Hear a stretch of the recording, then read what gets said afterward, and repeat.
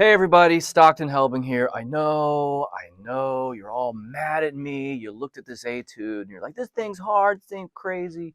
What's he trying to do? Well, I just first and foremost want to say it's not my fault, okay? Just to get that out of the way. I was asked to write a Latin style this year.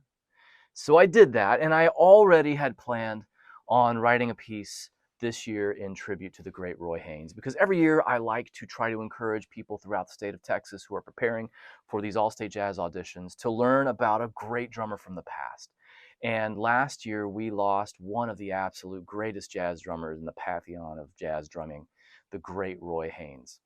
Roy was an amazing innovator and did all kinds of incredible things. One of the many incredible things he did is going all the way back to the 50s. He started bringing in a lot of Afro-Cuban influence to his jazz drumming. He was living in New York City, playing music with all kinds of people from all over the world. And he had some really creative ways of interpreting Afro-Cuban styles. So I thought, since I was asked to write a Latin piece, why not write a mambo so that I can still talk about Roy Haynes? So that's one reason. One of the other reasons that I wrote this piece the way I did is I encountered a big band chart very similar to this etude stylistically in the way it was written when I was helping one of my college students prepare for a audition.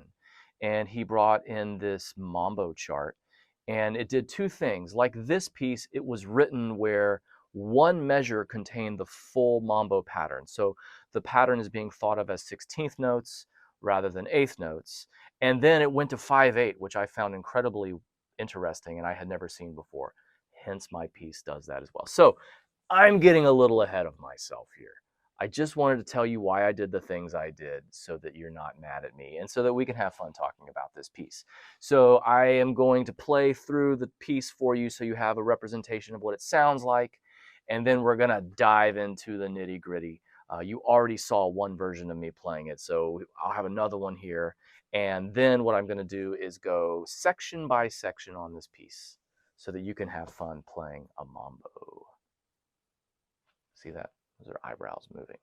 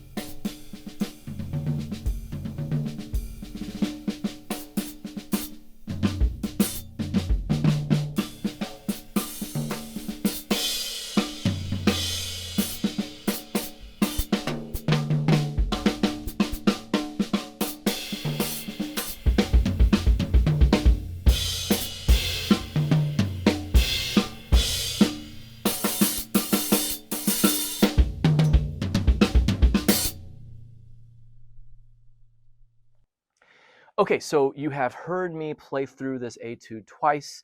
You can hear there's some similarities, but there's also some differences. There is a lot of room for variation of interpretation on this piece. Let's just start at the beginning. Whenever we play a piece of music as a drum set player, we need to look in the upper left-hand corner to see what that style marking is. And here we have mambo.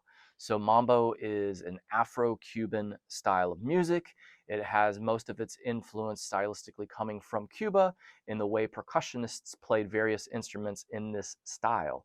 And it's important to remember that in the traditional styles of mambo and most Cuban music, there is not a drum set found. There is a percussion section. There can often be someone playing congas, bongos, timbales, shakers, cowbells. There can be anywhere from just 2 percussionists to 6, 7, even 8. I mean, sometimes horn players, when they're not soloing or playing ensemble parts, will pick up a percussion instrument and participate. So it's so vital that we recognize what this style is and recognize the traditions of that style. So do a little research, listen to some great mambos, and you'll hear a lot of different things that happen. And one of those things, though, that you'll notice is there's not a lot of drum set. I love the music of timbaleist and percussionist Tito Puente. And listening to Mr. Puente's music is a great place to start. He was a huge master mambo musician in New York City. Sometimes he's called the king of the mambo. And so that's a great place to start, listening to how Mr. Puente plays on his timbales and bringing that to the drum set. On this piece, we start at the intro with a drum solo. Yes, what everyone wants, a drum solo. And then you're thinking, oh no, I don't know how to solo in a mambo. Again, that's why we want to start by recognizing the style and going in search of it. And that's why underneath the style marking this year, it says in the style of Roy Haynes. So we have 2 style markings. It's a mambo and then Roy Haynes. So we have a style, which is a country and a people, and then we have a person. Another thing we want to do is listen to him and listen to how Mr. Haynes handles this style, and that can help you right off the bat with this drum solo. There's one really great track I love listening to when I want to study Roy Haynes' Latin mambo playing. It's the way he plays on a song called Reflection from the 1958 album We Three, which features Mr. Haynes on drums, Phineas Newborn Jr. on piano, and the great bassist Paul Chambers. And that recording of that tune is just absolutely stellar. And you can hear at the very beginning, Mr. Haynes starts with an incredible drum solo around the toms, very timbale-esque. So feel free to listen to that, steal from the best. And Mr. Haynes was the best. You'll notice that after the head of that tune, they go into a swing feel. You can check that out too, it's brilliant. But mainly focus on Mr. Haynes' solo as well as how he plays over the Latin feel in the head. And you can borrow that during the intro of this piece when you're playing a drum solo. I always think in my mind about my solo not really being as long as it says on the page, because I need to end my solo preparing the ensemble to enter. And you can see in measure 4 of the etude, we have some tutti figures or ensemble figures. And we know that because we see that we have rhythms written in the center of the staff. We also have some articulation marks. We have marcatos, or the slang is rooftop accents. Those are not drumming articulations. Those are showing us what the rest of the band is doing. And a marcato is typically interpreted by horn players as a fat, short sound. Dot, dot, hard tongue start and stop there. Dot. So dot, dot, dot, dot, dot. They're actually going to interpret all of those notes the same, which is short. And you're going to want to make good choices at the drum set to match that. The snare drum always sounds great for a short articulation. It's easy to get stuck with our right hand hitting a cymbal and our bass drum hitting with it. And that's a nice, powerful sound, but it's a pretty long sound. And that can be a bit annoying if we use it all the time, especially on a lot of short sounds with the ensemble. So be careful about that. Then we have to decrescendo and get into our first groove at letter A. So there's a whole lot that happens right off the bat. So take your time, work through the intro. I always write these etudes so that each section gives you something to work on. So when you're learning these, especially studying them early on in the process, do not feel like you always have to play the piece top to bottom. Take it a little bit slower, work each section, work on these key concepts. When we get to letter A, it says piano solo. So that tells us pianos are typically soft, and we have a dynamic marking of mezzo piano. So we're medium soft. So everything's getting softer, but we need to have some sort of mambo groove to be stylistically accurate. Mr. Haynes on Reflection plays a great mambo bell pattern type feel on his hi-hat, doing a little bit of subtle opening and closing. And so you could steal his idea. It's really cool. You could do some more traditional mambo patterns, even more of a Mozambique pattern. You'll hear me doing that on a couple of these demonstration videos. Or you could use the cascara rhythm, which is comes from the Spanish term meaning on the side of the shell, which is typically played with the stick on the shell of a timbale in a lot of Afro-Cuban mambo situations. So any of those will work. Like I was saying earlier, we have a lot of possibilities of interpretation here. Find one that works well for you, and you would want to voice it either on the close hi-hat or a softer cymbal. The bell of a softer cymbal would work really well. And then we have the challenge, as we get to measure 9, 10, and 11, of interpreting background figures inside of our mambo pattern. This can be really challenging if you've never done it before. And that's because mambo requires us to do a lot of syncopated figures in a highly coordinated way. And we sometimes feel that if we leave that pattern, we won't get back to it. I think that the optimal word is always simple, simple, simple, or simplify, simplify, simplify. When in doubt, play less.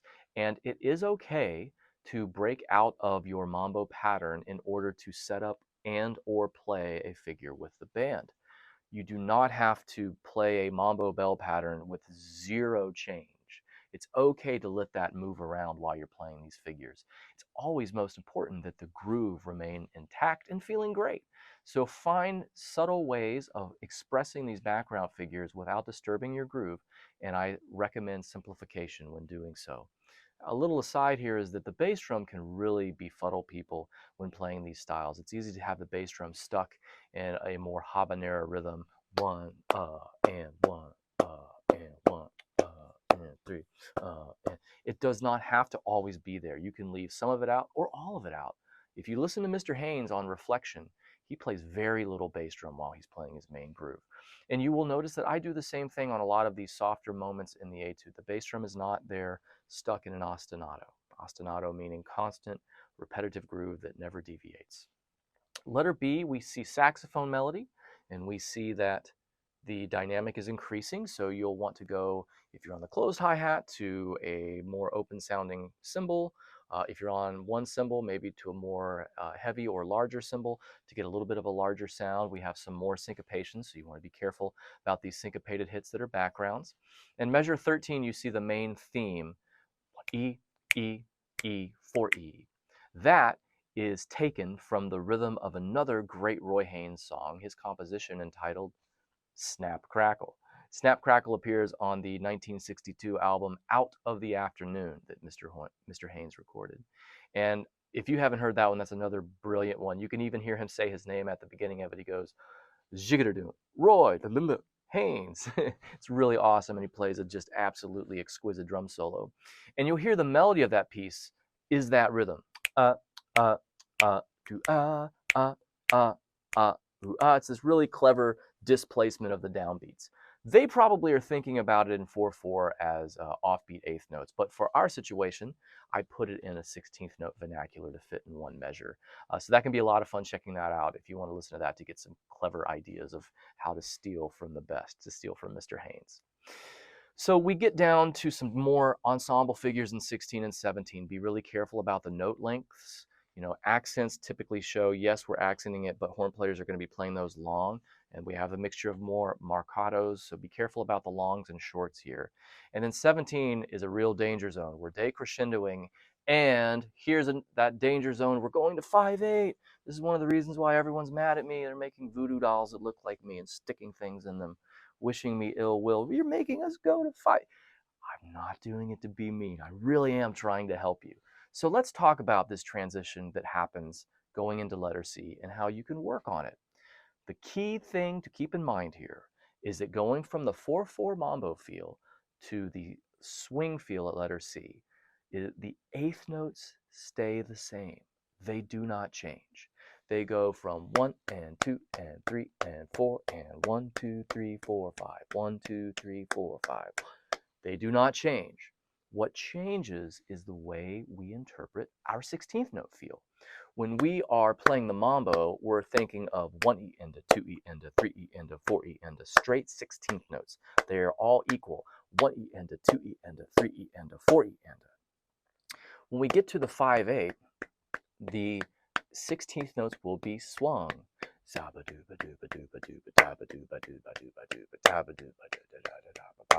So they are not equal. If you want to be highly technical about it, we are then relating our 16th notes at letter C to sextuplets, to the first, third, fourth, and sixth sextuplet in a beat. If that sounded like craziness, don't worry about it.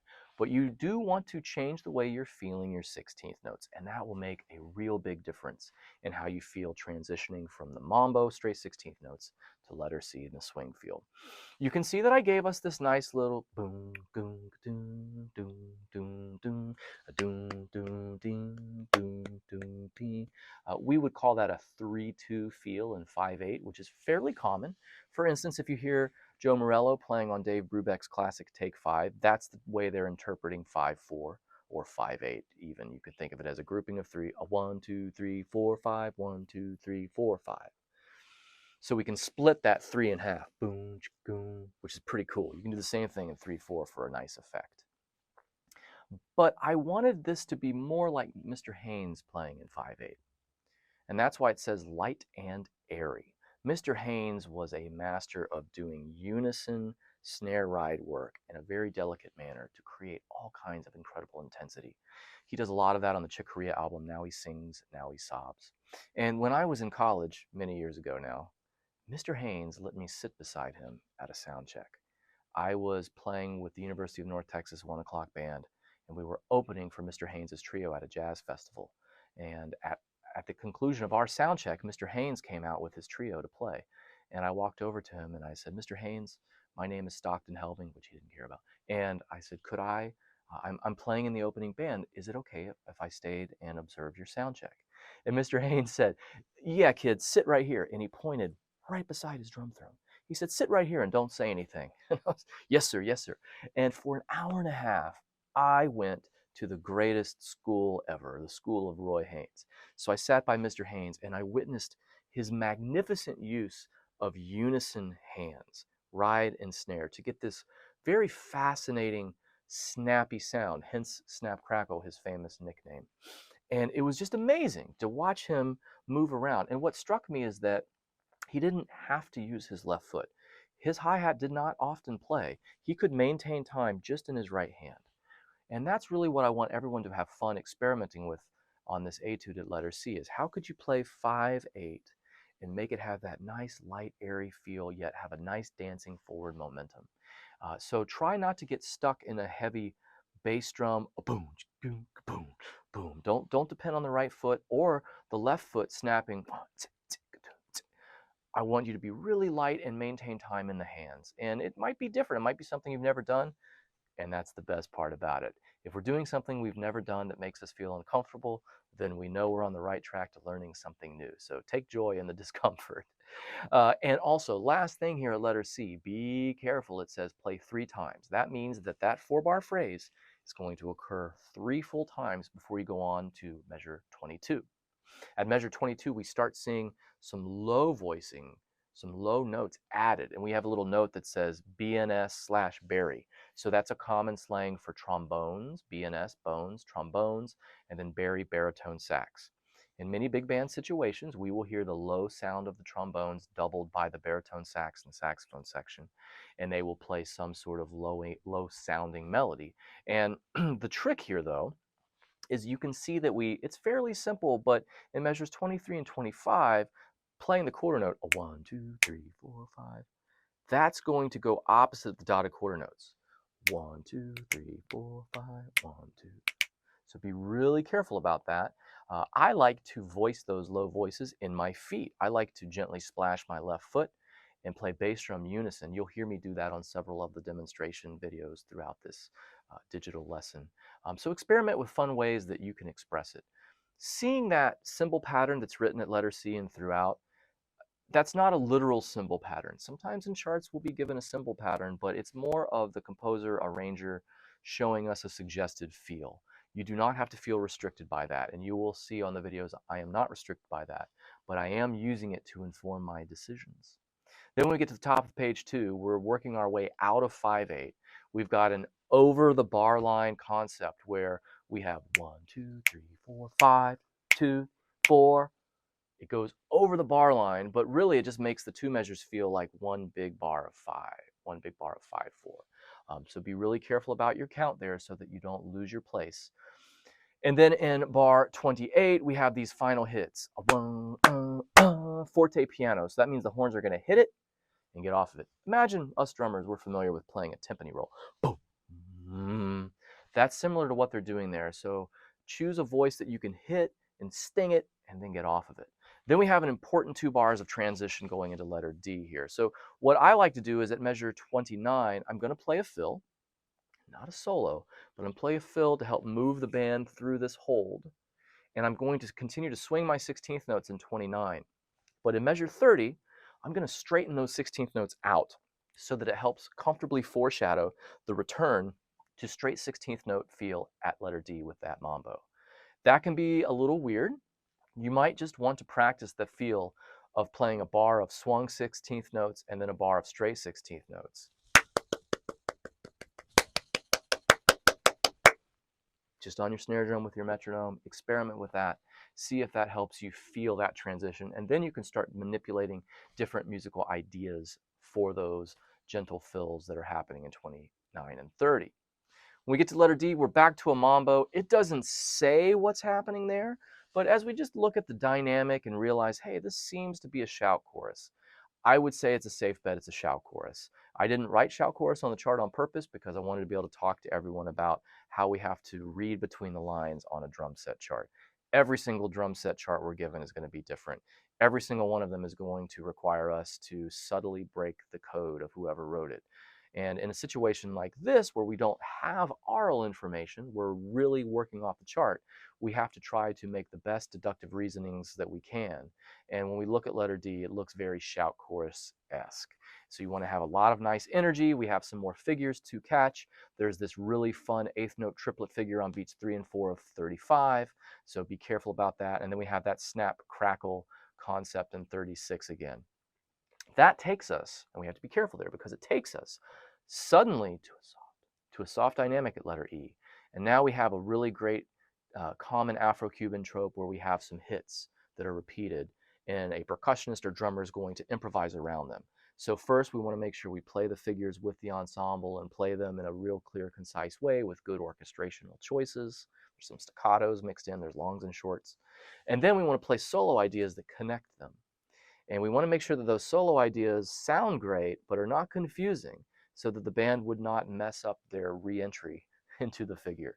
And I am speaking as someone who has made many mistakes with this type of thing. I am very ashamed to say I have crashed many bands on sections such as this, and I had to go right back to the practice room and get my act together. I don't know if I got my act together yet, but it's a work in progress, And I hope all of you will enjoy working on that. So E happens twice because it's repeated, and it says building each time. So you were starting at piano, but it should gently creep up. Then at letter F, we have some new figures. Again, we're going to creep up. Then we get to the outro. So you want to make sure that the very last measure of F second time going into the outro is not as much of a solo as much as a setup. Bring the band back in for the outro, and at the outro we have the return of these big ensemble figures. If you'll notice, they look pretty much like the same ones at bar 16 and 17. So if you want to build some wonderful musical homogeny to where you're playing, you could interpret it similarly to how you interpreted it earlier. And then 47, we have a very cool, almost cliche Afro-Cuban trope where we go to this almost halftime triplety feel with some broken triplets. And then we have to play a big drum solo. And that's going to be tricky because we need to get our mind right about, okay, I was in kind of a triplet feel. I need to get back to my 16th note feel. And we have to end with a short hit on the of 4. 1 E into 2 E into 3 E into 4 E. And that's a lot of danger there. And you want to work on handling those 8th note triplets and then coming up with a fill that you like, that you know you can really reestablish the confidence of fundamental time for everyone listening so that we feel that of 4 very clearly. Whoo! I know. That was a lot. I hope it was fun to go through it. I mean, I know that I'm a nerd, but this is really fun stuff for me. And I really hope that experiencing this chart will make you very curious about Roy Haynes and very curious about the Mambo style Afro-Cuban music. It's so beautiful. And jazz music has a very special relationship with Afro-Cuban music. And it's just a whole nother quadrant of music that you can enjoy. And I hope that at the very least, if you've never heard of a mambo or have never checked out Afro-Cuban music, that this will make you have a whole new subsection of music to inspire you and to have fun with. It's been music that I love very, very dearly for many years, and I have a lot to learn still too. So as I'm teaching through this etude this year, it's made me have to deal with some things and get my story straight on how to teach this. And if you're feeling like it's challenging you, again, that's a good thing. That means you're growing. So I'll have a couple more versions of me playing this on this digital lesson. I hope all of them help. I tried to vary up the way I played things on every single one of them so that you could see there's never just one way of doing it. We're always still improvising, even though it's a big band chart. And I hope that some of the things I said here will lead you on a wonderful investigation of this type of music. There's so many great Afro-Cuban drummers out there that I really love, and I hope you'll check out. One of my favorite is Horatio El Negro Hernandez. I really love the drumming of Ignacio Berroa. I love the conga playing of Giovanni Hidalgo. I listened to him a lot growing up. Those are just a couple of my personal favorites. Obviously, Roy Haynes. Roy Haynes, to me, is more of a jazz drummer who uses Afro-Cuban influence, and I love him very, very much. Elvin Jones is another jazz drummer who took a lot of different Afro-Cuban influences and put some different interpretations on how he handled it. So this can just open the door to a lot of different things. And so just remember that the best thing you can always do is go and listen to great master drummers playing the style of music that you desire to play. And that can be a great source of information and inspiration. All right, I can't wait to hear what all of you do with this etude. And as always, if you're stuck on something, confused about something, or have a question, I'm really easy to get a hold of. You can drop me a line by leaving a comment on this video, or you can email me. It's easy to find me. Just go to my website, stocktonhelbing.com, and you can email me directly through there. You can just Google anything close to my ridiculous name, and you could find me. Hey, I hope you enjoyed that. Best wishes this semester, this year. I don't know what it is. What year is this? With the audition process this year. And I will see you next time. Thanks, everybody. Good luck.